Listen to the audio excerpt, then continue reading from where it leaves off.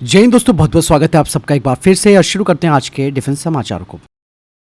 दोस्तों, भारतीय वायुसेना के पास जो नेत्र मार्क 1 है उनकी संख्या काफ़ी कम है, यानी कि 3 की संख्या में, जिसमें से 2 तो ऑपरेशनलाइज हैं, बाकी एक टेस्ट बेड के रूप में काम करता है। भारत अब नेत्र मार्क 1 पर काम कर रहा है, जिसके लिए ऑब्वियस सी बात है हमें इस तरीके के EMB 145 की ज़रूरत होगी, जिसका प्रोडक्शन तो बंद हो गया है, लेकिन अब इसके लिए एक बड़ी योजना शुरू हो गई है, जिसे अब अडानी डिफेंस के द्वारा पूरा किया जाएगा। एम्ब्रेयर 145 का जो प्रोडक्शन था वो 2010 में बंद हो गया था, जिसे कि ब्राजील की एरोस्पेस एम्ब्रेयर के द्वारा तैयार किया जाता है। लेकिन अब दोस्तों कहा यह जा रहा है कि एम्ब्रेयर अब जो ऑपरेशनल यूनिट है इस वक्त अन्य देशों के साथ, उनसे इन्हें लिया जा सकता है और फिर अडानी डिफेंस के साथ मिलकर इन्हें मिलिट्री प्लेटफॉर्म में बदला जा सकता है, जिसके लिए अडानी डिफेंस एंड एरोस्पेस और एम्ब्रेयर के बीच एक समझौता होगा।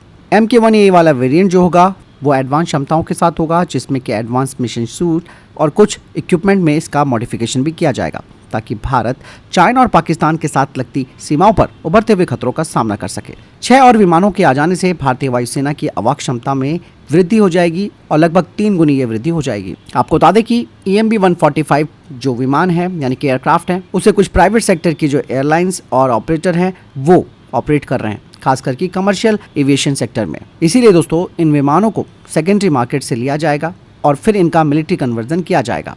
यानी कि दोस्तों सेकेंडरी मार्केट से खरीदे हुए ये जो विमान होंगे, कमर्शियल जेट होंगे, उन्हें मिलिट्री ग्रेड के अवाक्स प्लेटफॉर्म में बदल दिया जाएगा। और इवन दोस्तों अडानी डिफेंस इसके लिए MRO सहयोग भी करेगा। वहीं DRDO ने नेक्स्ट जनरेशन के स्मार्ट एंटी एयरफील्ड वेपन यानी कि 100 के परीक्षणों की तैयारी शुरू कर दी है। इलेक्ट्रो ऑप्टिकल सीकर से लैस यह हथियार अब चलते फिरते लक्ष्यों को भेदने में सक्षम होगा। इस वेरिएंट में 100 किलोमीटर की रेंज बरकरार रखी जाएगी। कावेरी इंजन को लेकर एक और बड़ी अपडेट सामने आई है। दरअसल गोजेट एरोस्पेस ने अब GTRE को यानी कि गैस टरबाइन रिसर्च एस्टेब्लिशमेंट को 2 कावेरी इंजन मॉड्यूल सौंप दिए हैं। 2025 में 6 और मॉड्यूल्स GTRE को दे दिए जाएंगे। गोजेट एरोस्पेस को 2022 में स्पेशलाइज्ड कावेरी डेरिवेटिव इंजन के 8 मॉडल का प्रोडक्शन करने के लिए कहा गया था। ये जो दोस्तों कावेरी डेरिवेटिव इंजन है, ये बिना आफ्टर बर्नर वाला 48 किलो न्यूटन का ड्राई इंजन है। कुछ खबरें बताती है कि इस इंजन का इस्तेमाल ऑटोनॉमस एयर व्हीकल में किया जाएगा। मतलब साफ है कि इससे भारत की जो अनमैन्ड एरियल टेक्नोलॉजी है उसमें एक बड़ा ये फायदा देगा। पिछले कुछ वर्षों में दोस्तों कावेरी इंजन पर काफी काम हुआ है और अब इसका जो डेरिवेटिव है उसका इस्तेमाल तो कटिंग एज प्रोजेक्ट्स में किया जा रहा है। इसके अलावा गोजेट एरोस्पेस सप्लाई चेन के बारे में भी अच्छी तरीके से वाकिफ है। वो अब इस कावेरी डेरिवेटिव इंजन के लिए सप्लाई चेन पर भी काम कर रहा है। दोस्तों भारत अभी तक जिन आर्टिलरीज को इंपोर्ट करता था, अब भारत उनका एक्सपोर्ट करने लगा है। भारत ने दोस्तों यूरोप सहित कई देशों को स्वदेशी आर्टिलरी गन्स निर्यात किए हैं, जिनमें एडवांस टोड आर्टिलरी गन भी शामिल है। हाल ही में बाबा कल्याणी ने कहा कि हमने इंडियन आर्मी को सप्लाई करने से पहले ही यूरोप को अपनी गन्स जो थी वो एक्सपोर्ट की थी और पिछले 1 साल में हमने 100 से अधिक तोपों की आपूर्ति की है, जिसमें कि 18 ATAGS शामिल है। और सबसे बड़ी बात उन्होंने ये कही कि अब हमारा देश यूरोपीय देशों को एक्सपोर्ट कर रहा है और भारत फोर्ज का लक्ष्य है विश्व का लार्जेस्ट आर्टिलरी प्रोड्यूसर बनना। Bharat forge ultralight artillery gun सहित सभी प्रकार की गन्स को तैयार करती है और अब ये company firing on the move artillery guns पर काम कर रही है, यानी कि चलते फिरते फायर करने में सक्षम तोपों को विकसित कर रही है। बाबा कल्याणी ने बताया कि आज कई देश डिफेंस हार्डवेयर और मैन्युफैक्चरिंग क्षमता की कमी से जूझ रहे हैं। हालांकि उनके पास एडवांस टेक्नोलॉजी जरूर है, शायद हमसे बेहतर भी होगी, लेकिन असली जो चैलेंज उनको आ रहा है वो है प्रोडक्शन में, क्योंकि यूरोपीय देशों ने यूक्रेन जंग के लिए अपने सारे उपकरण दांव पर लगा दिए, इसीलिए उन्हें तत्काल इस तरीके के हथियारों की जरूरत है। तो ऐसे में बात साफ हो जाती है कि भारत ने ATAGS का एक्सपोर्ट भी किया है। आज DRDO ने भारतीय सेना के लिए medium range surface to air missile का सफलतापूर्वक परीक्षण किया है, जिसे कि ओडिशा के तट पर डॉक्टर APJ अब्दुल कलाम द्वीप से किया गया। दरअसल दोस्तों ये टेस्ट जो किया गया है उसमें 4 ऑपरेशनल फ्लाइट ट्रायल्स शामिल थे, जिनका इस्तेमाल हाई स्पीड एरियल टारगेट्स के खिलाफ किया गया था और इन मिसाइलों ने हवाई लक्ष्यों को रोका और उन्हें सीधा हिट कर दिया। ये जो 4 टेस्ट किए गए थे उसमें लंबी दूरी, छोटी दूरी और high and low altitude test शामिल थे, जिसके लिए ये 4 परीक्षण किए गए और ये सफल रहे। DRDO के साथ भारतीय सेना के द्वारा पूर्वी और दक्षिणी कमान के द्वारा ये परीक्षण आयोजित किए गए थे और अब भारतीय सेना की 2 रेजिमेंटों में इस हथियार सिस्टम को शामिल किया जाएगा। MRSAM जो कि सरफेस टू एयर मिसाइल है, जिसे कि DRDO और इजरायली एरोस्पेस इंडस्ट्रीज के द्वारा तैयार किया गया है, जिसका इस्तेमाल भारतीय सेना कर रही है। आपको बता दें कि MRSAM आर्मी वेपन सिस्टम में multifunctional radar, command post, mobile launcher system और अन्य वाहन भी शामिल हैं।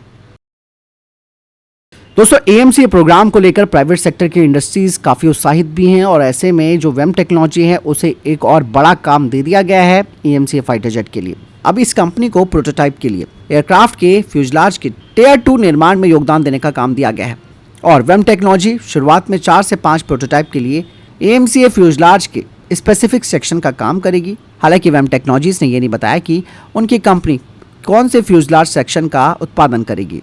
इसके अलावा दोस्तों कहा यह जा रहा है कि एएमसीए के लिए सप्लाई चेन को स्थापित किया जा रहा है। जैसे जैसे इस विमान का प्रोडक्शन आगे बढ़ेगा, सप्लायर्स की फिर पहचान की जाएगी और प्रोग्राम को आगे बढ़ाया जाएगा, जिसमें कि अधिक से अधिक कंपनियां शामिल हो सकती हैं। 2026 के अंत या 2027 की शुरुआत में एएमसीए के प्रोटोटाइप का रोल आउट करने की योजना बनाई गई है। 2028 में पहली उड़ान की योजना है और 2032 तक सर्टिफिकेशन प्राप्त करने की योजना भी है और 2034 से ही ये फाइटर जेट इंडियन एयरफोर्स में शामिल हो पाएगा। वर्तमान में दोस्तों ये जो वेम टेक्नोलॉजी है वो एलसीए तेजस प्रोग्राम के लिए जो सेंट्रल फ्यूजलाज है उसे तैयार करती है।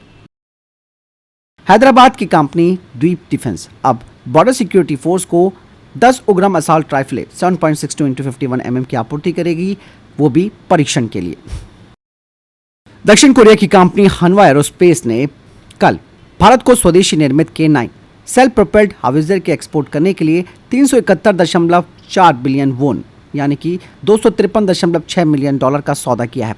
हनवा एरोस्पेस का कहना है कि इस कॉन्ट्रैक्ट के तहत लार्सन एंड टुब्रो 2030 तक इंडियन आर्मी को K9 हाविजर वितरित कर देगी। हनवा एरोस्पेस की तरफ से ये भी कहा गया है कि अब उनके K9 हाउजर की बिक्री का रास्ता और साफ होगा यूरोपीय देशों के लिए भी।